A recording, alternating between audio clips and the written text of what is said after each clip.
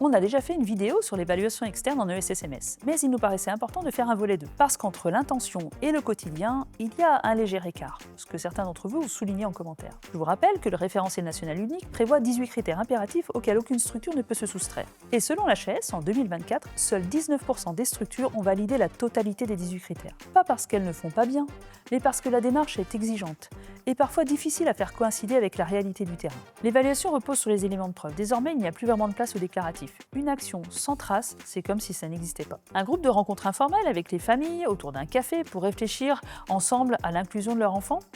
Pas de compte-rendu? Ça n'existe pas. Tu aides une personne accompagnée à résoudre un problème entre deux réunions sans passer par la procédure formalisée de gestion des réclamations. Ce n'est pas pris en compte non plus. Ce n'est pas qu'on dit le travail fait, mais dans cette logique de preuve, ce qui compte, c'est ce qui est tracé, objectivé, documenté. Sur le principe, ça a du sens. On ne peut pas évaluer sans avoir des traces, des repères et la mémoire des actions.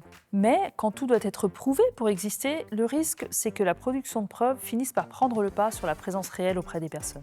Et dans un contexte où les moyens se resserrent et les protocoles augmentent, on demande parfois aux équipes de prouver qu'elles font bien avec des moyens qu'elles n'ont plus. Au-delà de l'intention, les cases cochées ou non cochées, via les éléments de preuve fournis, ne rendent pas toujours compte de la qualité de l'accompagnement en termes d'investissement et d'éthique. Alors non, il ne s'agit pas d'opposer le lien d'accompagnement à la formalisation, les deux sont nécessaires. Mais il faut que la formalisation soit au service du sens et non l'inverse. Parce qu'au fond, la qualité, ce n'est pas seulement ce qu'on prouve, mais c'est aussi et surtout ce qu'on fait vivre aux personnes accompagnées. À voir comment la HAS va faire évoluer cet outil dans la V2 pour mettre davantage en valeur vos bonnes pratiques.